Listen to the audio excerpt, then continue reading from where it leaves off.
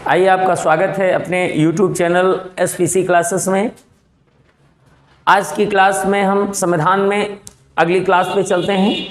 जैसा कि आप लोगों ने देखा कि आपकी पिछली क्लास जो रही है वो अनुच्छेद 198 के पहले आप पूरा का पूरा जो इम्पॉर्टेंट हैं, महत्वपूर्ण हैं, उनको आप एक तरफ से अध्ययन करते हुए आप पूरा चले आए हुए हैं। तो अगर जिसने पीछे के वीडियो नहीं देखे हैं तो प्लेलिस्ट में जा कर के उनको आप पुनः रिवीजन कर सकते हैं, यानी पीछे के वीडियो आपको वहाँ पर सारे मिल जाएंगे। तो आइए अब चलते हैं, हम लोग इसके जस्ट आगे देखते हैं। अपने भारतीय संविधान के महत्वपूर्ण अनुच्छेदों पर हम लोग चर्चा कर रहे हैं। तो आज की क्लास में हम लोग जो है अनुच्छेद 198 से हम लोग आज शुरुआत करते हैं। आज की क्लास यहीं से शुरू होती है और अगर कहीं आप हमारे चैनल पर नए हैं तो बिल्कुल चैनल को सब्सक्राइब जरूर करें और बेल आइकन को जरूर दबाएं, जिससे हमारे सभी प्रकार की सूचनाएं एवं जो आपके नोटिफिकेशन एवं सभी प्रकार के जो वीडियो हैं आपको बेहतर कंटेंट से मिलते रहें। तो चलते हैं हम लोग। सबसे पहला प्रश्न यहाँ पर आज आपका है कि अनुच्छेद जो 198 है इसमें क्या बताया गया है। तो सीधी सी बात यहाँ पर चर्चा की गई है कि अपने धन विधेयक के बारे में जो बहुत सारी विशेष संवैधानिक प्रक्रियाएं होती हैं उन प्रक्रियाओं के बारे में अनुच्छेद 198 में चर्चा की गई है। परंतु जब हम लोग बात करते हैं तो यहाँ पर अगर पर्सनल धन विधेयक की बात करते हैं तो धन विधेयक का वर्णन जो किया गया है वो किया गया है अनुच्छेद 110 में, यानी कि अनुच्छेद 110 जो आपका आता है उसमें धन विधेयक का वर्णन किया गया है। परंतु यदि बात की जा रही है कि धन विधेयक के संबंध में जो विशेष संवैधानिक प्रक्रिया होती हैं, नियम होते हैं, कानून होते हैं, उनका वर्णन अनुच्छेद 198 में किया गया है। आइए चलते हैं, अगला जो सीधे है वो अनुच्छेद महत्वपूर्ण रूप से देखते हैं, अनुच्छेद 201। अब अनुच्छेद 201 क्या करता है? तो अनुच्छेद 201 जो है वो अपने भारत के राष्ट्रपति का संबंध अधिकार माना जाता है और इसमें क्या चर्चा की गई है कि यदि राष्ट्रपति के विचार के लिए कोई सुरक्षित विधेयक होते हैं, यानी कि राष्ट्रपति किसी भी विधेयक पर अपने विचारों को सुरक्षित रख सकता है, ये उसका एक अधिकार दिया गया है। जैसा कि हम लोग अनुच्छेद 111 में पढ़ते हैं कि हमारे राष्ट्रपति के पास बिल्कुल विशेषतः जैसे अनुच्छेद 110 की चर्चा 198 के साथ करी गई, उसी तरीके से समझने के लिए मान सकते हैं कि अनुच्छेद 111 जो है बिल्कुल वही तरीके से वर्णन करता है कि हमारा जो राष्ट्रपति होता है उसको वीटो का पावर दिया गया है अनुच्छेद 111 के अधीन, तो वो अपने जो अधिकार होते हैं उनको अपने सुरक्षित रख सकता है। तो बिल्कुल उसी तरीके से अनुच्छेद 201 जो है राष्ट्रपति के जो विचार होते हैं किसी विधेयक पर तो उनको बिल्कुल सुरक्षित रख सकता है, यहाँ पर बताया गया है। आइए चलते हैं, हम लोग अगले अनुच्छेद पे चलते हैं। अनुच्छेद जो है सीधे हम लोग 202 की चर्चा करते हैं। तो अनुच्छेद 202 क्या कहता है? तो यहाँ समझिएगा, वार्षिक वित्तीय विवरण, यानी कि ये वार्षिक वित्तीय विवरण जो होता है वो किसका होता है? आज हम लोग पढ़ रहे हैं राज्य के बारे में। तो यहाँ पर जैसा कि आप देख पा रहे हैं, बिल्कुल जैसे अभी हमने 2 प्रश्न पढ़े हैं और 2 और अलग से पढ़े हैं, तो जिस तरीके से यहाँ बताया गया है वार्षिक वित्तीय विवरण, ये राज्य के बारे में अनुच्छेद जो है वो 224 से बताया गया है। मगर हम लोगों ने पढ़ा है वार्षिक वित्तीय विवरण जो होता है वो केंद्र के अधीन, इसको हम किससे पढ़ते हैं? तो अनुच्छेद जो होता है बजट, जिसे हम लोग कहते हैं बजट। तो बजट का मतलब होता है वार्षिक वित्तीय विवरण, जो अनुच्छेद जो आता है 112 में इसका वर्णन किया गया है। यानी कि अनुच्छेद जो आपका आता है 112, उसमें बजट के बारे में बताया गया है, जो कि वास्तव में क्या होता है? वास्तव में यह एक प्रकार का वार्षिक वित्तीय विवरण होता है, जो कि यह किसके लिए है? ये बात संघ के लिए लागू होती है और ये बात किसके लिए लागू होती है? ये राज्य के लिए लागू होती है। तो ध्यान रखने वाली बात आपको यहाँ पर यह मिलेगी कि अनुच्छेद जो 112 है भारतीय जो संविधान का, वो किसका वर्णन करता है? वो संघ के वित्तीय वार्षिक विवरण का वर्णन करता है। और यहाँ राज्य की अगर चर्चा करेंगे तो अनुच्छेद सीधा का सीधा 224 से वर्णन किया गया है। जैसा कि अभी आप लोगों ने जो अनुच्छेद पढ़े हैं उनके ट्विन वन आपको हम समझाते चले आए हैं, जैसे कि केंद्र में वैसे कि बिल्कुल राज्य में। तो हम लोग अब चलते हैं इसकी अगले अनुच्छेद पर। अब यहाँ पर इसमें एक छोटी सी बात को और ध्यान रखना है कि अनुच्छेद 224 का जो फर्स्ट होता है उसमें क्या बताया जाता है कि अतिरिक्त कार्यवाहक न्यायाधीशों की नियुक्ति करना। मतलब जो हमारा जो कोर्ट होता है, हाई कोर्ट जो होता है, उसमें अगर अतिरिक्त कार्य बढ़ रहा है तो उस कार्य को निपटाने के लिए हमारे न्यायाधीशों की नियुक्ति यहाँ पर की जा सकती है अनुच्छेद 224 के माध्यम से। तो बिल्कुल यहाँ समझना है। परंतु जैसे कि अभी हम लोग गौर कर रहे थे, तो एक बात और ध्यान रखना है, बिल्कुल इसी तरीके से ध्यान रखना है कि जिस तरीके से अनुच्छेद आपका आता है 224, तो परंतु इसके पहले आप देखेंगे अनुच्छेद आप 214 के बारे में। तो अनुच्छेद 214 के बारे में अपने भारत में हाई कोर्ट के बारे में वर्णन किया गया है, परंतु हाई कोर्ट के न्यायाधीशों का गठन या हाई कोर्ट का जो गठन किया जाता है अनुच्छेद 216 से किया जाता है। एक प्रश्न यहाँ पर बनता है कि जैसे कि अनुच्छेद 124 जो होता है वो भारत के सुप्रीम कोर्ट का गठन करता है, सुप्रीम कोर्ट का वर्णन करता है, उसी तरीके से अनुच्छेद जो होता है 214 में जो होता है वो हाई कोर्ट के बारे में वर्णन किया गया है, और 200 जो होता है 16 इससे इसका गठन किया जाता है। तो यहाँ समझने वाला प्रश्न ये बनता है कि जैसे हाई कोर्ट के बारे में वर्णन मिलता है अनुच्छेद 124 में, उसी तरीके से यहाँ पर वर्णन आपको मिलता है अनुच्छेद 214 में, जो कि इसमें वर्णित नहीं है, परंतु आप इसे याद कर सकते हैं। महत्वपूर्ण क्वेश्चन है, वेरी मोस्ट में आता है। तो चलते हैं हम लोग वापस वहीं पे लौट के। प्रश्न आपका था कि अनुच्छेद जो 224 होता है उसमें क्या किया जाता है। अगर कहीं हमारे हाई कोर्ट में कार्यभार बढ़ जाता है तो ऐसी परिस्थिति में अनुच्छेद 224A के अंतर्गत हमें अतिरिक्त न्यायाधीश की नियुक्ति हम लोग कर सकते हैं, यानी कि जो हाई कोर्ट होता है वो उसकी नियुक्ति कर सकता है। अगला क्वेश्चन यहाँ पर देखेंगे कि जो अनुच्छेद 226 होता है, वेरी मोस्ट क्वेश्चन होता है। अनुच्छेद 226 के अंतर्गत क्या किया जाता है कि ये जो हमारे न्यायाधीश होते हैं, यानी कि न्यायाधीश की नियुक्ति उच्च न्यायालय की बैठकों में सेवानिवृत्ति न्यायाधीश के द्वारा की जाती है। तो यहाँ पर ध्यान रखना है, जो सेवानिवृत्ति न्यायाधीश होते हैं यानी कि जो रिटायरमेंट न्यायाधीश होते हैं उनकी नियुक्ति किसके द्वारा की जाएगी। तो यहाँ पर सेवानिवृत्ति न्यायाधीश जो होते हैं वो क्या काम करते हैं, उनकी नियुक्ति के बारे में वर्णन करते हैं।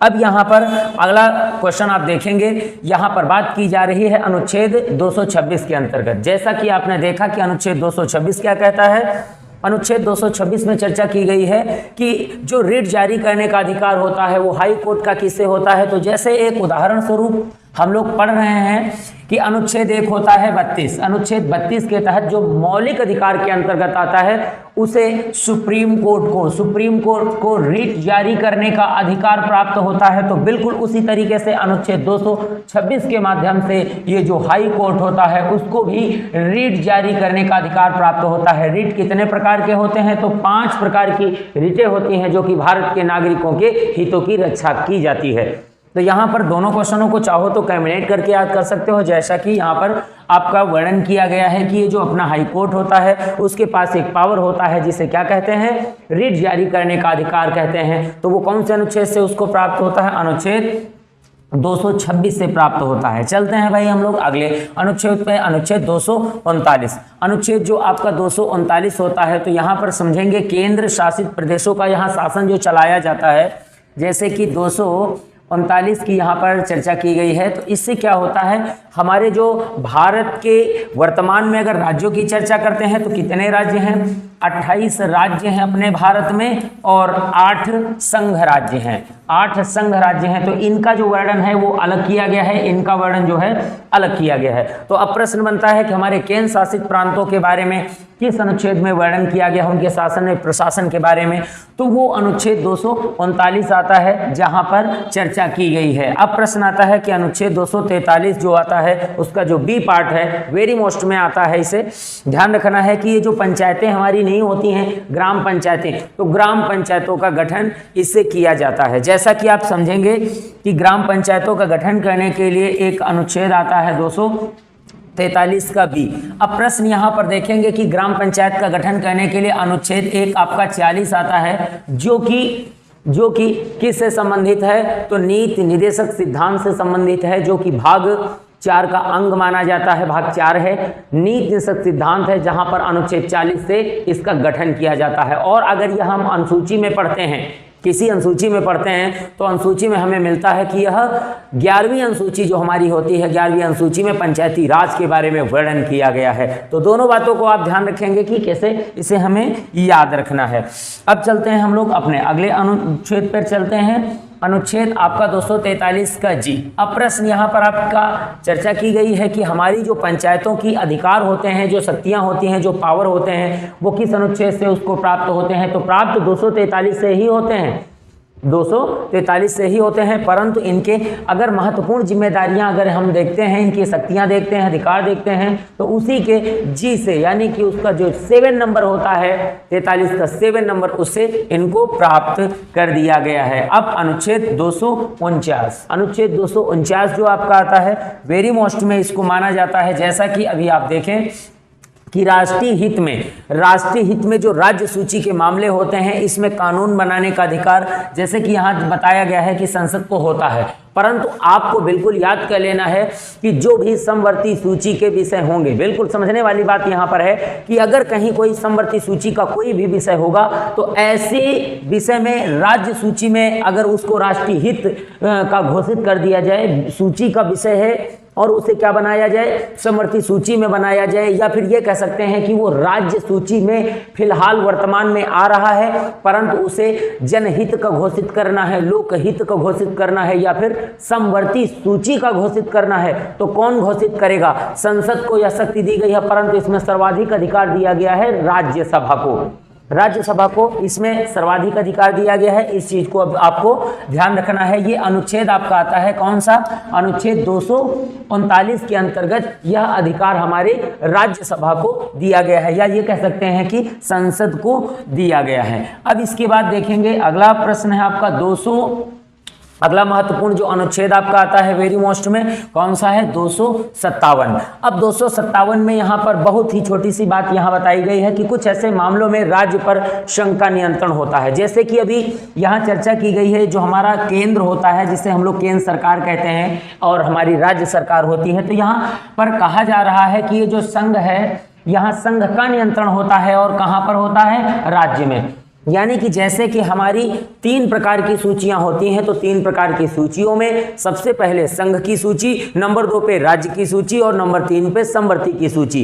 तो कुछ ऐसी परिस्थितियां आती हैं जहां पर राज्य और केंद्र के बीच विवाद उत्पन्न हो सकते हैं। ऐसी परिस्थिति में जो राज्य सूची के विषय होते हैं उन पर अधिकार किसका हो जाता है? वो संघ सूची का अधिकार हो जाता है, यानी केंद्र सरकार का वहां पर पावर हो जाता है। तो इसका वर्णन अनुच्छेद 257 में किया गया है। चलते हैं अगले महत्वपूर्ण अनुच्छेद पे, चलते हैं 262। अनुच्छेद 262 वेरी मोस्ट में क्वेश्चन आता है, तो इसे आप समझेंगे, आप देखेंगे कि अनुच्छेद 262 जो आपका आता है वेरी मोस्ट क्वेश्चन आपका बनता है। अब प्रश्न यहाँ पर बताया जा रहा है कि जो अनुच्छेद 262 है, इसमें जो हमारे राज्य एवं अंतर्राज्यीय नदियां होती हैं, एक राज्य से बहकर के दूसरे राज्य में जाती हैं या किसी देश से बहकर के हमारे देश में आती हैं, इस प्रकार से अंतर्राज्यीय नदियों या नदी घाटियों का जो जल होता है उसके बंटवारे और उसके विवाद और उससे संबंधित कोई जो निर्णय होता है, ऐसे अगर किसी का हम देखते हैं, कानून बनाते हैं, तो केवल संसद को दिया गया है। संसद के केवल राज्यसभा को यह अधिकार होता है कि नदियों से संबंधित विवाद या कोई कानून का निर्माण करने का अधिकार केवल राज्यसभा का होता है। तो वो कौन से अनुच्छेद में? 262 में वर्णित किया गया है। ये पावर केवल राज्यसभा का होता है, जबकि जनरली कहने के लिए कह दिया जाता है कि संसद को दिया गया है, क्योंकि संसद का अभिन्न अंग है इसलिए कहा जाता है। परंतु आपको याद करना है कि अगर नदियों के जल विवाद संबंधी, कोई सीमा विवाद संबंधी कोई अगर निर्णय होता है, अपवाद होता है, विवाद उत्पन्न हो जाता है, तो ऐसे कानूनों का निर्माण केवल राज्यसभा को सर्वाधिक अधिकार दिया गया है। चलते हैं अगले अनुच्छेद पे। अनुच्छेद आपका आता है 266। अनुच्छेद 266 वेरी मोस्ट में यह भी आपका अनुच्छेद आता है। संविधान के प्रमुख अनुच्छेदों में 266 की चर्चा की गई है। इसको हम लोग अपनी सामान्य भाषा में संचित निधि भी कहते हैं। तो ध्यान रखना, अनुच्छेद 266 के अंतर्गत इसे क्या कहा जाता है? संचित निधि भी कहा जाता है, जो कि वर्णित की गई है। जबकि इसमें भारत और राज्यों की, यहाँ पर अगर देखेंगे तो जो चर्चा की जा रही है संचित निधि किसकी होती है? ये केवल राज्य की नहीं होती है, ये हमारे केंद्र सरकार और राज्य सरकार की एक संचित निधि होती है, जिसे समेकित निधि भी कहते हैं, और यह एक सार्वजनिक खाता भी होता है, जिसे मूलतः हम लोग संचित निधि कहते हैं। तो संचित निधि के बारे में वर्णन किस अनुच्छेद में किया गया है? तो अनुच्छेद आपका जो बनता है 266 में इसका वर्णन किया गया है। मगर अगर हम लोग देखते हैं कि इसके बारे में संचित निधि जो होती है उसमें पावर किसका होता है, तो इसमें सबसे बड़ा पावर होता है राष्ट्रपति का। तो इस चीज को भी आपको ध्यान रखना है, ये राष्ट्रपति के अधिकार में होती है और यह किस अनुच्छेद में, 266 में। अब अगर हम दूसरी बात की चर्चा करते हैं कि अनुच्छेद 267 होता है, इसमें किसका वर्णन है, तो अनुच्छेद 267 भी वेरी मोस्ट में आता है क्योंकि इसमें आकस्मिक निधि का वर्णन किया गया है। तो दोनों क्वेश्चन वेरी मोस्ट हैं भाई, इनको आपको याद करना होगा। अनुच्छेद 267 क्या कहता है, आकस्मिक निधि, यानी कि यदि भारत पर कोई प्रकार का संकट आ जाता है तो वो निधि बिल्कुल अलग रखी जाती है। बाढ़ आ गया, भूकंप आ गया, त्रासदी आ गई, ज्वालामुखी फट गए, इस तरीके से अगर सुनामी आती हैं, ऐसी परिस्थितियां उत्पन्न होती हैं तो कुछ पैसा ऐसा होता है जो कि एक्स्ट्रा कवर में रखा जाता है, उसे हम क्या कहते हैं, उसे हम संचित निधि के नाम से जानते हैं, जो कि वो केंद्र राज्य की दोनों की होती है, मगर जो आकस्मिकता के लिए काम करने के लिए रखी जाती है उसे क्या कहते हैं, तो उसे आकस्मिक निधि कहा जाता है। आकस्मिक निधि क्या होती है, जो किसी विपत्ति में काम आए, ऐसा पैसा जो विपत्ति में काम आता है उसे हम आकस्मिक निधि कहते हैं। अब चलते हैं अनुच्छेद 275, वेरी मोस्ट में ये प्रश्न आता है अनुच्छेद 275। इसमें जो चर्चा की गई है, क्या कहा गया है, हमारे केंद्र से जो कुछ राज्यों को अनुदान दिए जाते हैं, जैसे कि देखा गया है कि कोई राज्य है जो कि कहीं न कहीं पिछड़ा है, कहीं न कहीं गरीब है, या फिर ये कह सकते हैं कि उस राज्य में शिक्षा का विकास नहीं है, सड़कों का विकास नहीं है, या फिर वहाँ पर स्वास्थ्य एवं चिकित्सा का सही विकास नहीं है, तो उसके लिए अन्य राज्यों की अपेक्षा उसको अधिक अनुदान दे दिया जाता है। तो वो केंद्र सरकार जो होती है वो किस अनुच्छेद के माध्यम से अनुदान प्रदान करती है, तो यहां ध्यान रखना है अनुच्छेद 275 होता है।